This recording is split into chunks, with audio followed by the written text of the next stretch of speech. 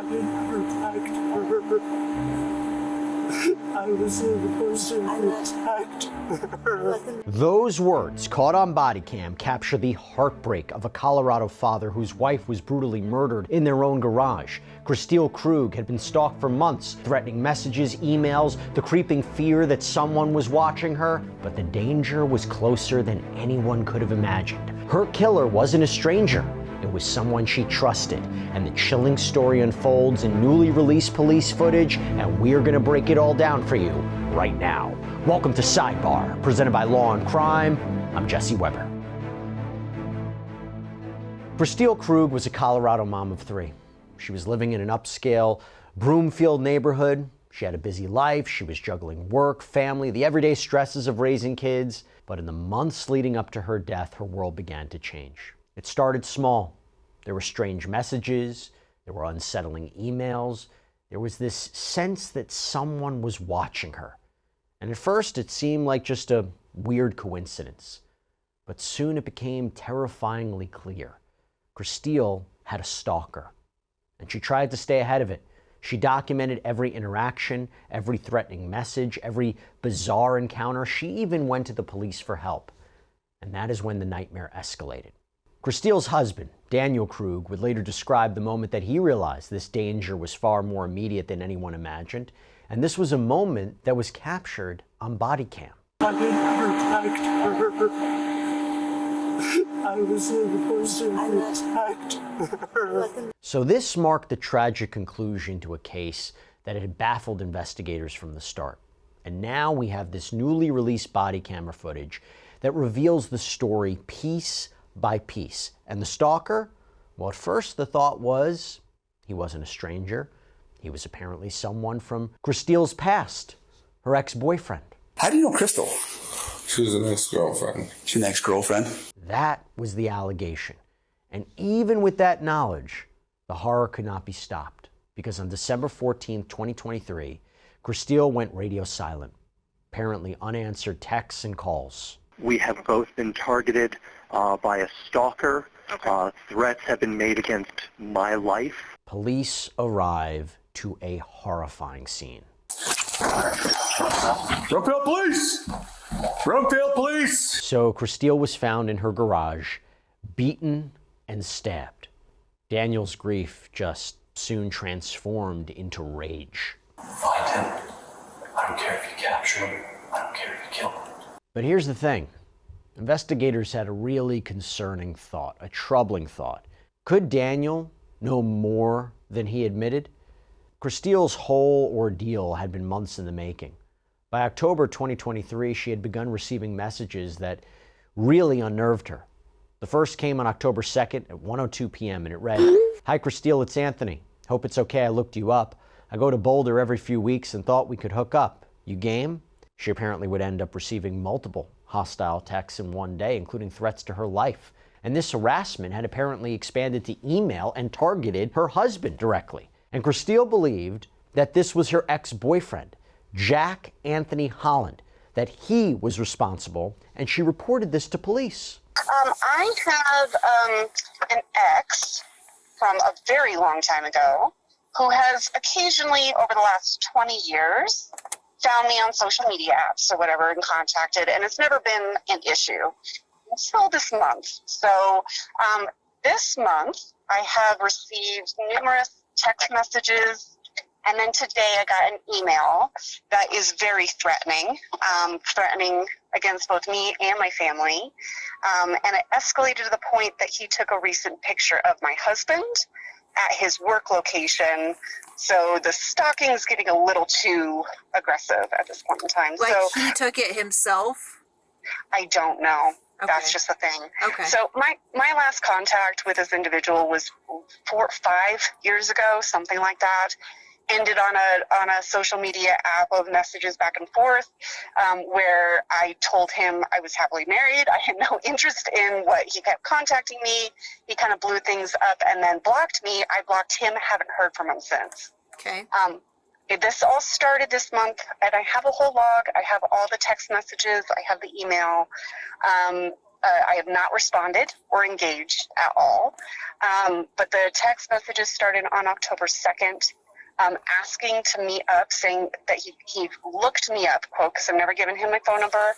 I've never given him my email address. I've never given him any kind of contact information at all. He ended with that he hoped that I killed myself. Hadn't heard from him at all until today. Today he sent an email to me with a picture of my husband, asking if this was my husband. It's a recent picture of either today or within the last couple of days, because it's in his work location with snow on the ground. And saying that he hopes he drives real safe and that nothing gets in his tailpipe. Okay. And I again have not responded. So I'm very concerned for my safety. So I guess my question for you is there a course of action to possibly take that could potentially safeguard me from this individual? And I guess options I might have here. What do you know about him? Like, do you know where he lives currently? Do you know? So he is a bit of a drifter. Not that he's homeless or anything, but I went to, after early October, I paid for whatever background searches like on the internet that's only like a truth finder. Mm-hmm. It looks like he's all over the place. I don't see a current address in Colorado. Okay. But clearly he's in Colorado. And his very first text message to me said that he gets into Boulder every couple of weeks or something like that.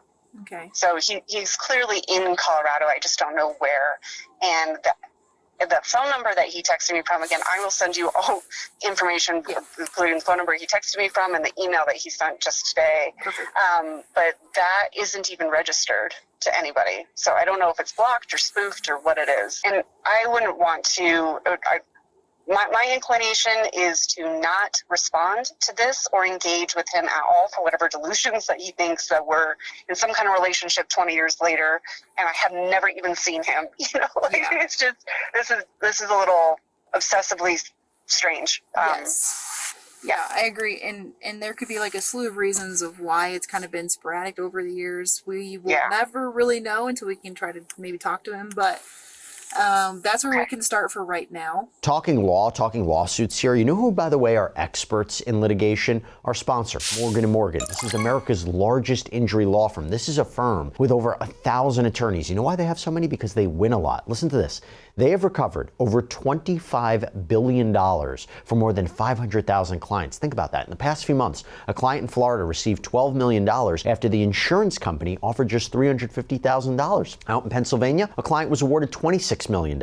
That is 40 times the insurer's $650,000 offer. Another client in Pennsylvania received $29 million after being offered only $500,000. And even if you think your case isn't worth millions of dollars, why not start a claim and fight for what you deserve? Morgan & Morgan makes it so simple. You can start a claim from your phone in just 8 clicks. So if you're injured, you can easily start a claim at forthepeople.com/LC Sidebar by clicking the link below or scanning the QR code on screen. But Kristil's concern didn't stop with texts and emails. Around the same time, she even feared that her stalker might be following her movements. So I don't know where he's following me from. Okay. I can only assume a tracker, based on the fact that he could show up there, and I don't see vehicles unless he's like stationed out like on corners. He's really on the street to know when I'm leaving. Okay. But Nobody, like no car that keeps popping up that you can think of that's like, hey, it's weird, I saw X car or anything like that. Well, I ran a background check on him, Okay. and I know what vehicle he drives, and I never see that vehicle. But it's a nondescript vehicle. The Camry? Yeah. Yeah. And he could be switching vehicles as well if he's Sure. having fun trading with a friend. So, And so this would be my next question. yeah. Are you sure he is actually putting eyes on you and following you, or is he just saying stuff that's specific but general enough that he could, you're like, ooh, like... So the only way that I could think of that this event that he would be able to say what he did without putting eyes on me is if he had a tracker on my phone and my phone picked up literally in that building and it didn't pick up any of the other surrounding buildings. But otherwise, like where I parked and then where I went to tell me that I went into my dentist. Yeah, that's on a that little street when weird. there's like so many other businesses there. The only other one is that he had taken a picture of my husband getting out of his vehicle. Where? In Denver. Okay. And was right within That's like a a certain little- range. So that's a that's the little only one that I have that's confirmation that like Okay. he would have seen. But again, Eventually, Kristil compiled a detailed timeline of every message, every email, every suspicious activity, and she shared it with police. Yes, it's been a little harrowing, I gotta say.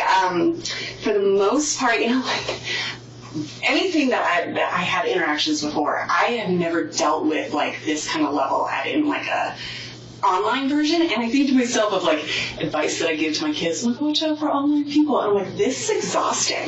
This is real. Like I can't believe like any kids would be dealing with stuff like this that comes from all directions at any time.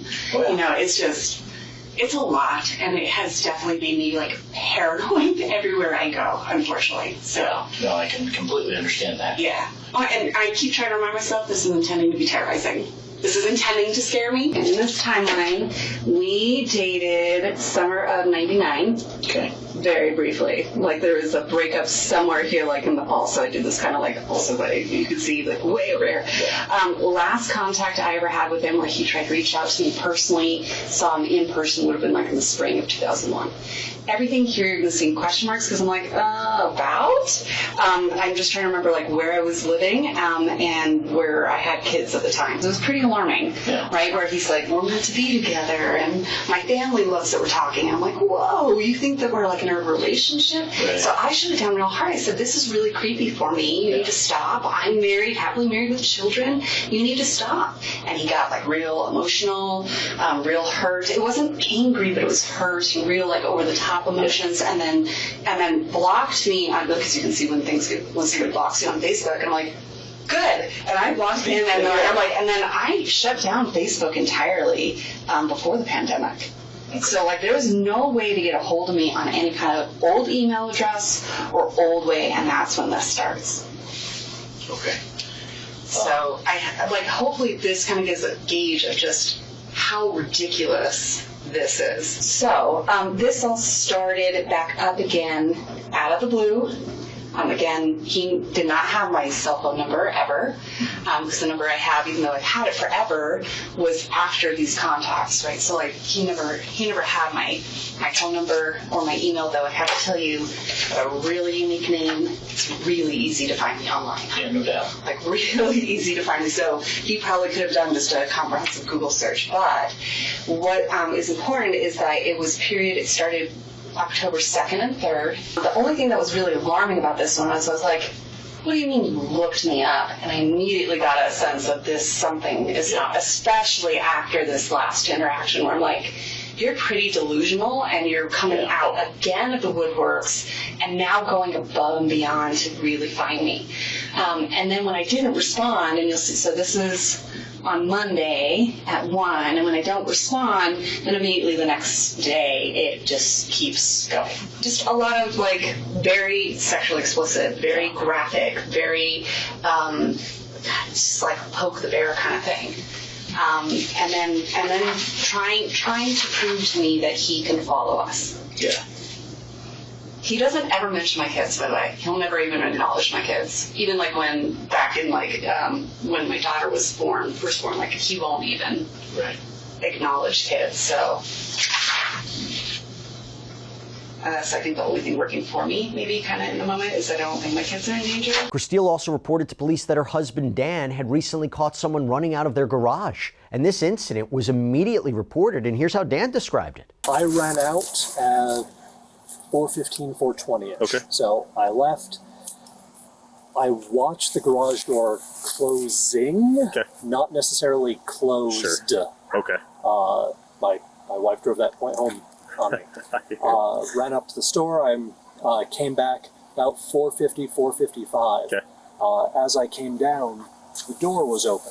The bigger one or the third? The double bay door. Okay.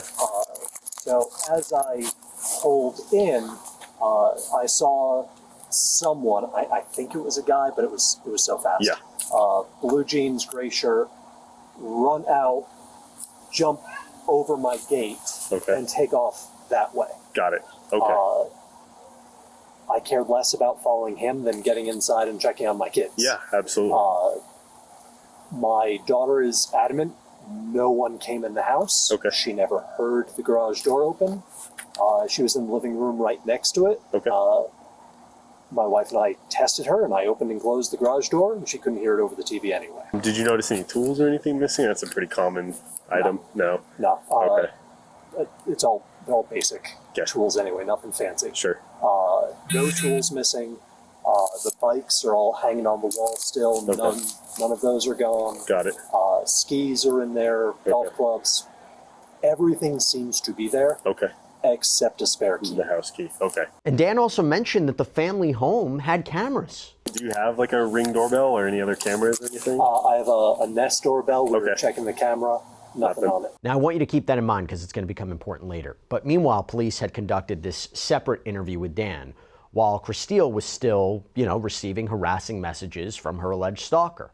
Little note here, by the way. So Kristil's real ex-boyfriend was named Jack, but her alleged stalker is sometimes referred to as Anthony or Kickman. So I guess give me the background that you are aware of with Anthony.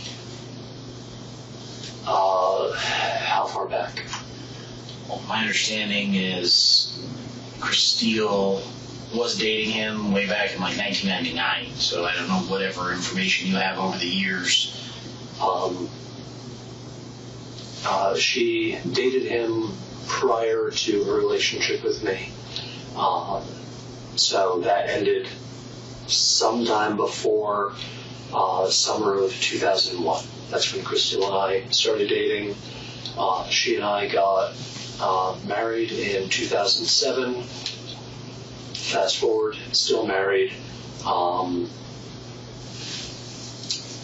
know that, so they had dated at some point when we were living in our old house, and again, this is in her log that she's given you. He had reached out to her via Facebook, wanted to connect, and she was very open about that with me at the time that he had reached out. She accepted the friend request. Who doesn't have friends from high school and college that you don't really talk to? Then he started saying some creepy things, song lyrics, talking about romantic movies. She shut it down, shut down the conversation with him. She blocked him. I don't know if he blocked her, and kind of went away. And every so often, I can't say there was any real pattern or theme to any of it. He would reach out to her again. Again, always via social media. That stopped when she got rid of social media. I feel like that was pre-COVID, that she dropped her Facebook account. And then the series of events over the last few weeks. Okay. Gotcha. And I guess at what point did she tell you that he recontacted her this last time? It was either November 1st or November 2nd. It was after she had gotten a picture of me at work. Okay. That she brought me up to speed on that. Gotcha, okay. And the first contact that he initially made with her was back on October 2nd. I guess why that month gap, do you think, before she told you?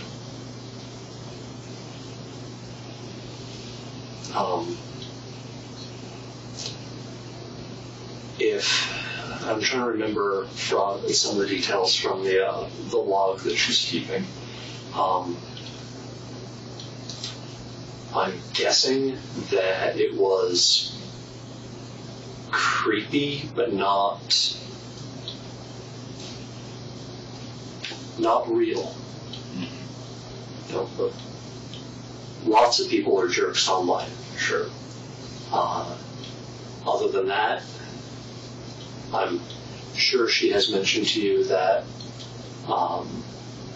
she and I are going through a rough patch, kind of on the rocks. So probably didn't seem that pressing until it was. Now, during the interview, Dan became emotional. So what am I doing? I'm panicking. And I'm doing a job of protecting my wife.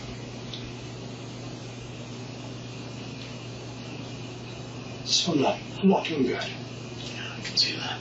So this leads to December 14, 2023.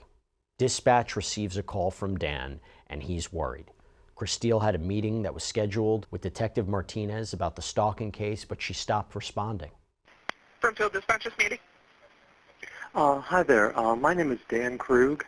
I don't think this is an emergency, but this feels really weird. Okay. My wife isn't responding to text messages or phone calls. Okay. And we've had threats against us. She was supposed to meet with Detective Martinez today, but I can't get a hold of him. Okay. Can I get either someone in the house to check in with Martinez, or maybe both, maybe a wellness check at the house? What's your wife's name? Kristil, Kristil. Okay. And last name? Krug. Okay. She texted me like, I don't know, 3-ish hours ago. Okay. And I've asked her multiple questions since then, Okay. and she's not responding. Oh, okay. What was going on when you talked to her about 3 hours ago? Was she okay? What was she having any medical things? Anything going on? She asked me to pick up our daughter from school because she had to meet with Martinez. Okay. So she was supposed to like come into the PD and meet with Martinez? Yeah, that's what she said. Oh, okay. From there, police, they visit the Krug family home.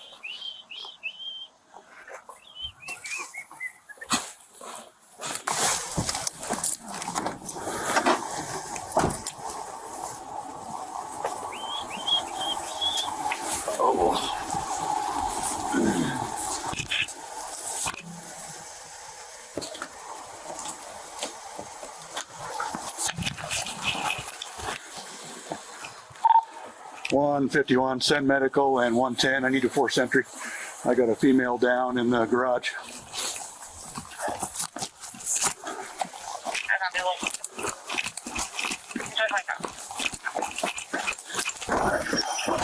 Broomfield Police! Broomfield Police! And inside, officers find Kristil in the garage. As I said, she had been beaten, she had been stabbed in the heart, and this scene quickly becomes a full-scale crime scene.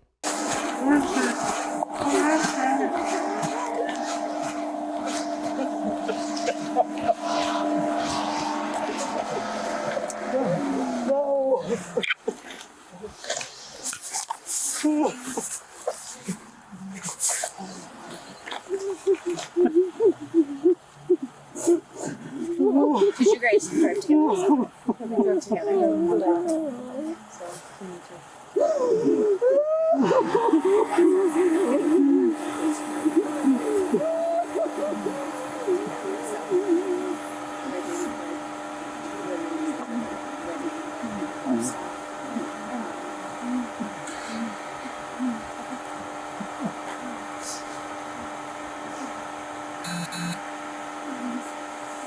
You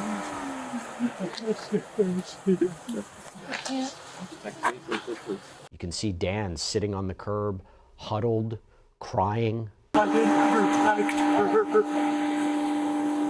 I was the person who attacked her. Investigators, they arrange for someone to pick up the children, and then they take Dan to the station for questioning. And I know this is the last thing in the world that you ever want to experience. We're trying to do our very best to figure everything out. So Dan provides police with the family cameras and reportedly his DNA, and investigators, they press him with some difficult questions. What's your guys' interactions been like leading up to this? Distant. I felt like she was keeping the secrets. Why? She didn't tell me about the command. She keeps disappearing for hours. I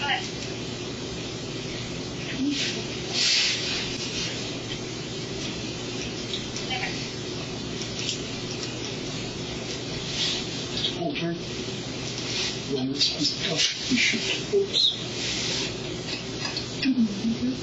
I don't want to divorce her. I told her she can't keep secrets.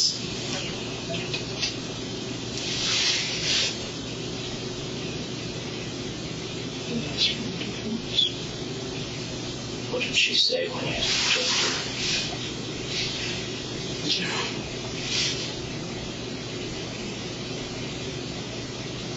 She's not now.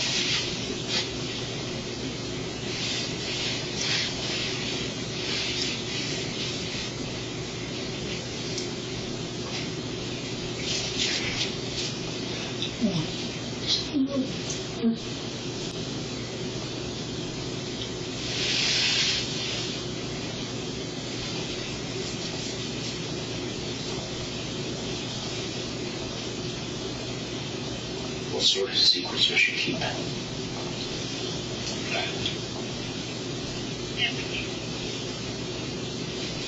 Kickman. Before she told me.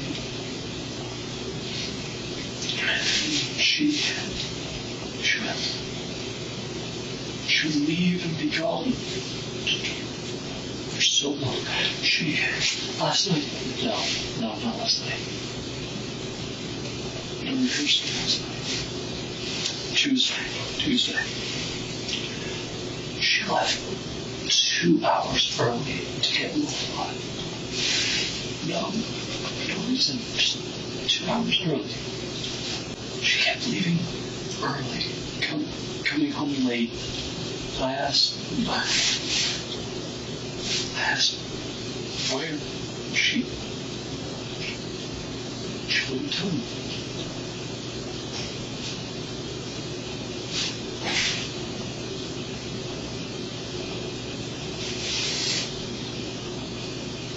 What did she say?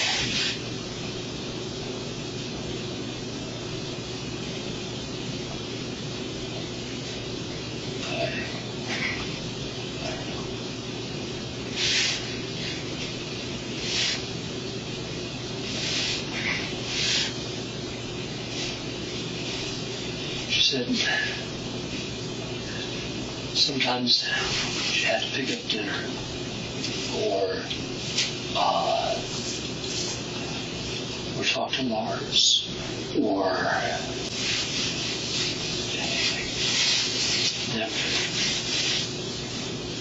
never a straight answer. Now, as I mentioned, the family sometimes refers to this stalker by this name, Kickman. And this is a name that Dan explains came from his daughter. And you mentioned earlier that she didn't tell you about something kicks. Which one was that? Kickman. Kickman. That's what we call a stalker. Doesn't deserve a name. Okay, which Lorelai came up with Kickman because, yeah, I remember having that Told him conversation. he was going to kick his ass. I remember having that conversation with you. What, do you remember that email address that she didn't tell you about? It's in the log. Okay. I didn't have to remember it's in the log. Something kicks. All right, You have the log, right? I do have the log.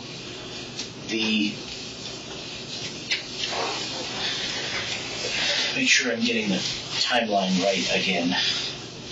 She didn't tell you about this a month before it even got reported to me. Or was there a new something that you were unaware of between the time it was reported to me and now? I don't remember when she went to you. I don't. I'm visualizing the log. She got, Kickman reached out early October. I don't know when. She told me after Halloween when she got the picture of me. Dan initially believes the stalker is Jack Holland, her ex, right? So police contact Jack, and they contact him on the same day as Kristil's murder. I'm going to ask you a couple of names to see if you recognize any names. Okay. Have you ever heard of the name Kristil Krug? She may have been Grimsrod when you knew her. Yeah. And do you know a Daniel Krug? No. No? How do you know Kristil? She was an ex-girlfriend. She's an ex-girlfriend? How long's the ex? Like how long ago? 1999. Oh, so like a long while ago. She was my very first girlfriend ever. Oh, okay. Yeah. When was the last time you talked to Kristil? Has it been a minute?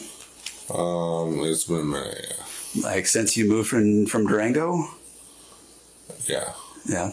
So that would have been what, back in 2014? Yeah. Have you had any contact with anybody in that area since? Anybody, or have they contacted you at any time? No. I'm going to give you a phone number, and it's to a sergeant with the Broomfield Police Department. Okay. He would like you to reach out and talk to him. All right. They have an incident. I don't know the full details of their incident out there, and so I'll let him talk to you about that aspect. He had asked us to come out here to your house and talk with you. They were debating on, you do have an active warrant out of Broomfield Police Department, and they were debating on if they were going to have us arrest you or not. They are not going to have us arrest you on it. I'm going to advise you of the fact that you do have a warrant out of Colorado, and you can talk to this sergeant about the details of it, if that makes sense, when you call and talk to him. Jack appears to be possibly intoxicated during this interview and surprised by the police questioning. Yeah, I don't know why I did. So that's just because you got that active warrant. I don't know the details of the stalking warrant. It's a stalking warrant. You can talk to him about that as well. It's just when you call that number, that's his cell phone, just talk to him, introduce yourself. But receipts later confirmed that Jack was nowhere near Broomfield, Colorado at the time of Kristil's death, so he could not have killed her. Kickman is a 6.5-hour drive from here. There's no way he could have made that drive. If he flew, we would have record of that. That doesn't show up on any sort of flight record through the FBI, DEA, Homeland Security, anything like that. And then, in fact, he was contacted in his house, severely intoxicated.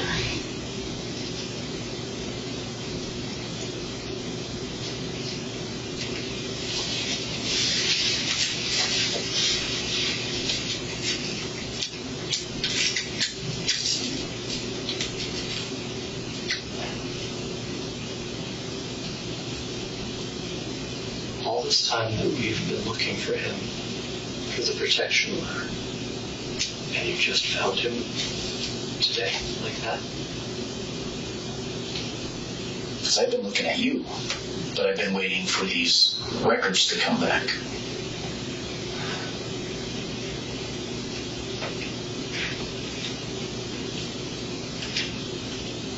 We've been chasing the wrong dog.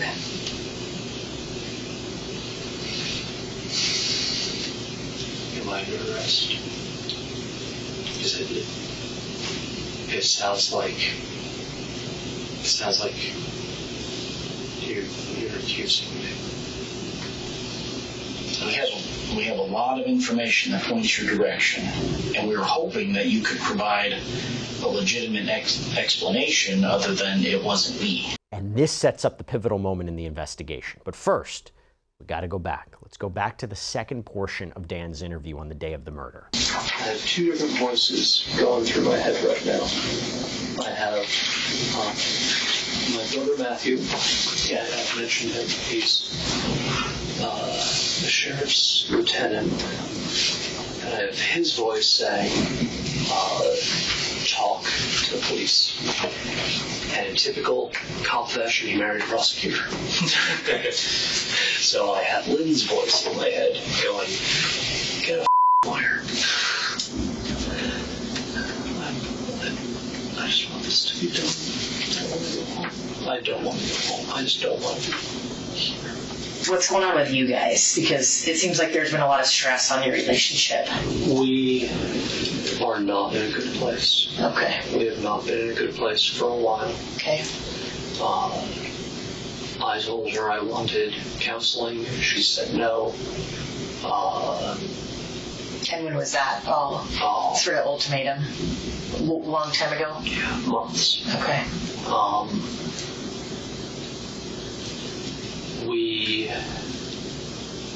We live together. We have joint finances. We obviously co-parent the kids.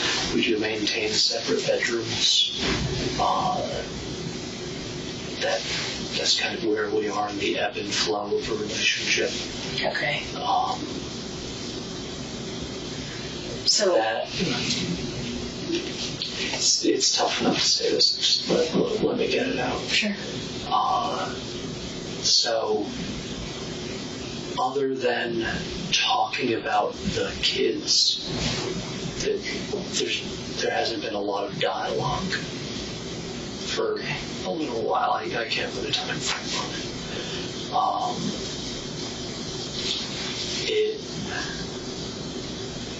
It hurt me that she didn't tell me about the stalker when it started, but she brought me in right away once he sent her a picture of me.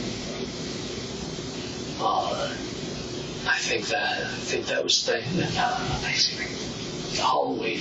Okay. So she told me the next day, and I was definitely hurt and angry that she was keeping that as a secret. She said that she'd been confiding in her brother Lars, and so. Did she ever tell you why she didn't tell you that?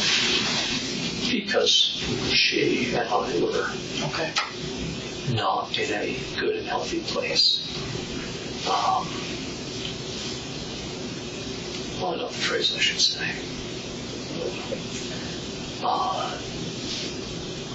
So she was confiding more in him. As you know, once she told me I wanted access to her logs. I wanted to know what the conversations were with Martinez. And at that point, she brought me fully up to speed, and I saw the horrible messages. I saw the ad, all that crap. And that's when she and I started working on game plans. Again, you know, what do we do to protect family, to protect the kids? You know, define your threat level.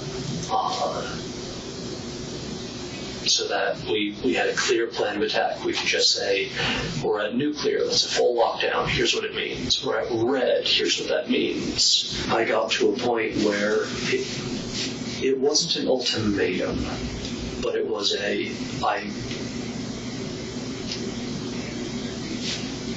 I had her as a partner to protect the family, but it didn't feel like a partner who valued me. And I told her at that point, I told her I didn't want to die for someone who didn't care about me anymore. That's really hard. And I told her I wanted a divorce. And when did that conversation happen? Oh, weeks ago, before Thanksgiving. Okay. And how did she take that? Angry. Obviously. Mostly anger that I said it now, with everything else going on. So she said she didn't want to talk about it until all of this was done. And then he got quiet, and we just kind of sat in that. And so we kind of alternated conversations between how do we protect the kids, how do we secure the house, how do we start the process. So what, can I just ask, what do you think happened today with Kristil? What do you think? What's your theory? I don't know. Well, you gotta have one. I mean, I'm sure a million different thoughts have run through your mind. What do you think happened? I left. She was in the kitchen. She would have had whatever meetings that she had. And then she said she was meeting with you. But you know nothing about that, so I have no idea what the that is. What's his name? The other detective said that the cameras were turned off. That shouldn't happen. The only way that the cameras can be turned off is through the app. One of us has to hit the button.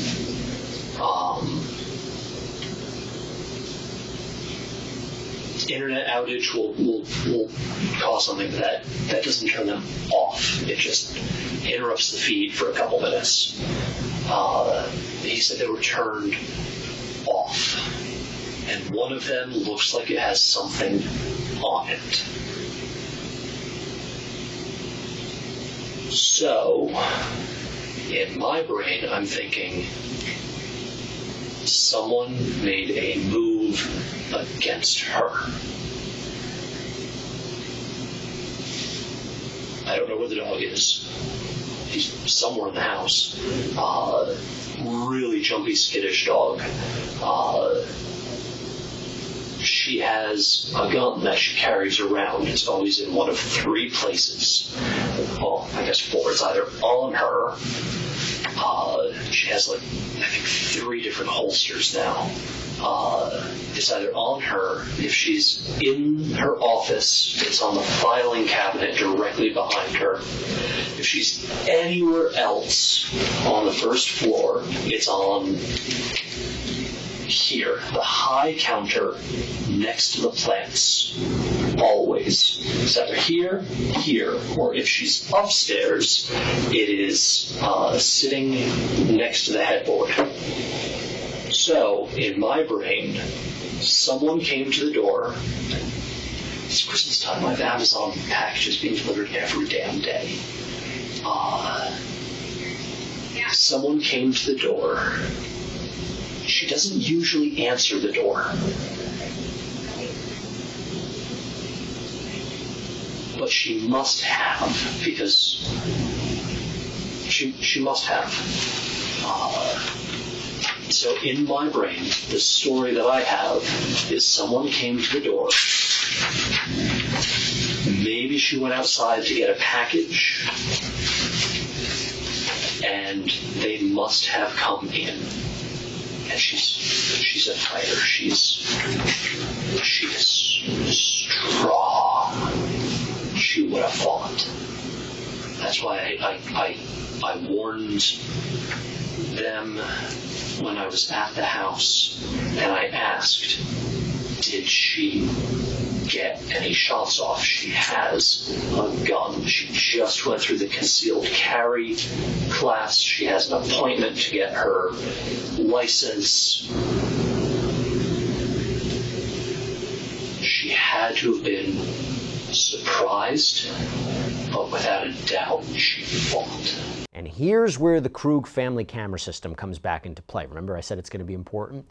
So during the time that someone would have been in the home with Kristil, there was this unexplained internet outage. One of the cameras had a partially obstructed view, and it looked like something was placed over it. How do you explain the cameras being turned off then? If it's some mystery man. Because I'm also pretty sure that Google's going to be able to tell us what device turned those cameras off. And that's not all. Investigators also discovered that the email account and the phone number that was used to harass Kristil originated from IP addresses at Dan's workplace. So some of that information that we've been able to receive today is a little bit, I don't know, concerning, I guess. The Gmail account that, and you can speak more specifically. And that text now number we were talking about, the number that he initially texted Kristil from.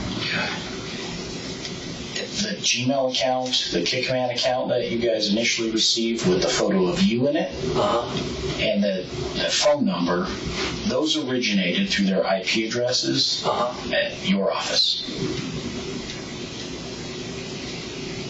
It doesn't make any sense. Well, he took the photo of me at my office. Right. But both of those accounts originated from IP addresses that list back to your office. I don't know what to do with that. Well, tell us about the IP address. Do you know anything about the network or anything at your work? Or I do money. Yeah, I know, but like here, I believe me, I know nothing about tech stuff. That's why I keep looking to him to explain this crap. I still know there are Wi-Fi access throughout the facility for employees, and there's public Wi-Fi access throughout the entire facility. Okay. CPHE guest, I think is what it is. And we literally post the passwords in every single meeting room. Okay. The board meeting I was running yesterday, I can literally pull up the video because I have to record it. And on a table in the back of the room, giant paper that says what the Wi-Fi is and what the password is. Okay. What's the IP address on your computer on your desk? I couldn't tell you. This interview begins to turn toward Dan himself, and investigators ask about the possibility of him creating accounts to test if Kristil was maybe interested in her ex. Because I'm going to throw this idea out there. You know Anthony has reached out to her in the past a number of times. She's been very open about that, yes. Right. The last time was 2016-ish. He had asked her at one point if she wanted to have sex. I think he's approached her multiple times. Right. So this next time, if there's any bit of question about infidelity, whether it's with Anthony or anybody else, we might create an account to see if we can create a facade or see if Kristil's actually interested in Anthony. So we ask her and push the bounds a little bit and see if that will confirm our suspicions of infidelity.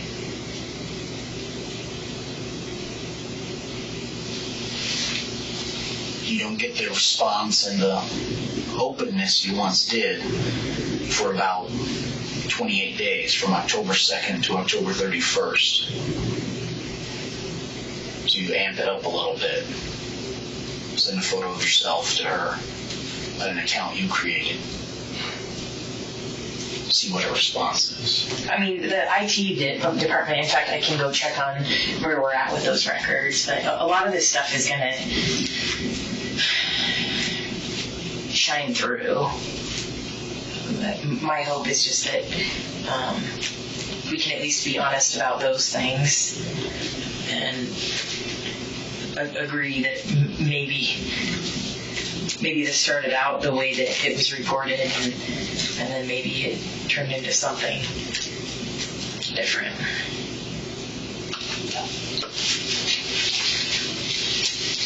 Because that would suggest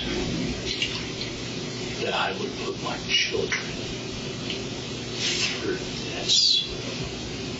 We were drilling the kids on what to do if we set them up. That they had to pair up, they had to run. I'm looking into counseling for the kids. Figure out when the heck to start that.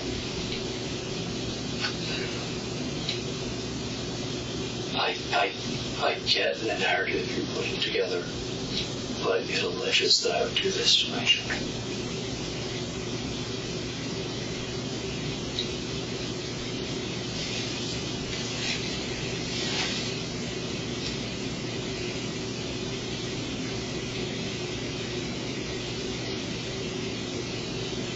But I think ultimately what happened today would bring you the closest to your children that you've probably ever been in your mind. I'm very close to my children.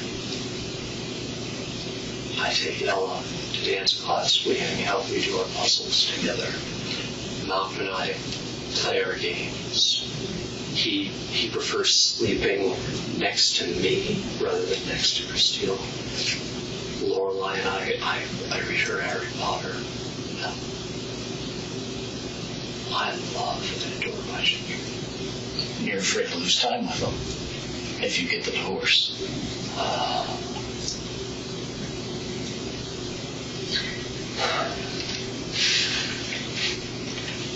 Well, provide us a different explanation then. We know it's not Hickman. If you were watching these facts unfold in front of you in a movie, what would you say happened?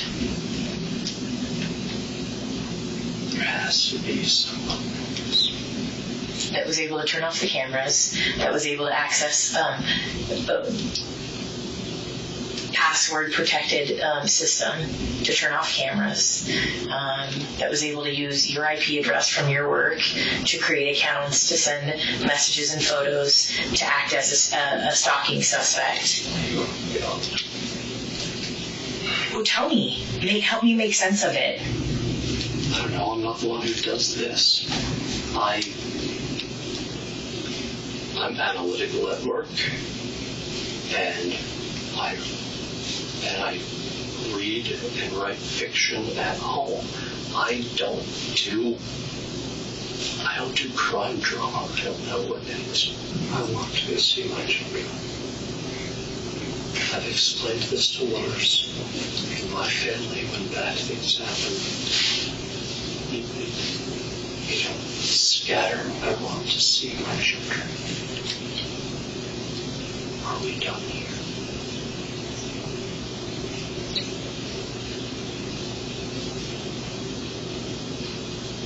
Are we done here? Well, that's up to you. I mean, I think we still have a lot of unanswered questions, but I mean, I'd like to know what happened this morning. I'd like to know Me too. what caused you to get so upset to hurt your wife, because I believe that's what happened. I believe that you've been because there's no other logical explanation. I want to know what happened to her. Did she fight? Did she get shots off? Where was she in the house? I have Linda, who said they were doing CPR in the garage. That's all I know. So tell me, did she fight? Did she get shots off? Where is she in that house? We haven't been there to know. And there's only one person in this room that can tell us. Detective King Solomon and I have been here with you.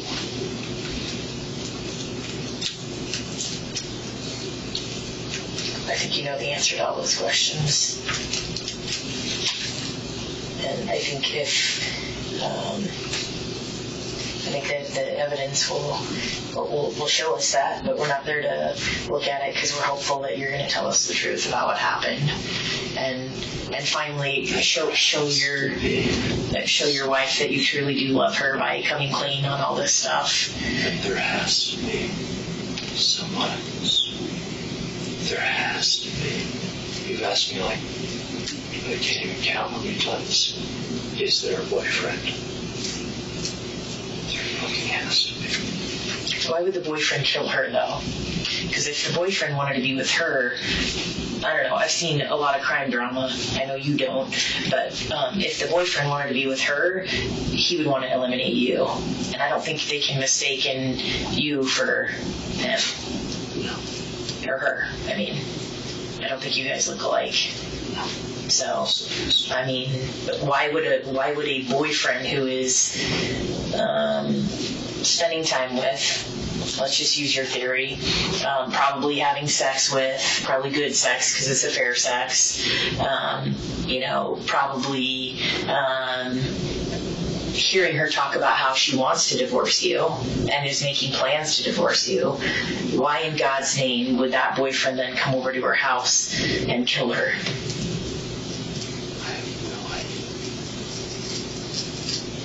Maybe she got cold feet. Maybe she was tired of that.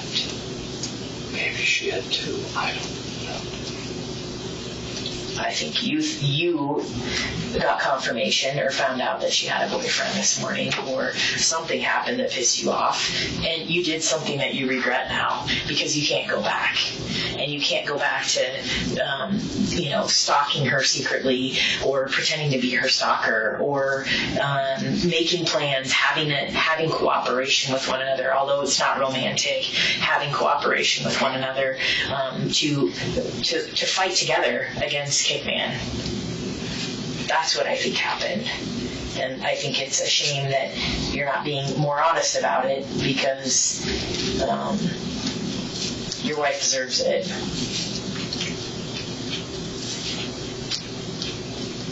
I've answered all of your questions that I can. Please let me know when I can return to my house. I need to figure out what bag to do for a dog. I need to take care of my children. You have your theory. It is wrong.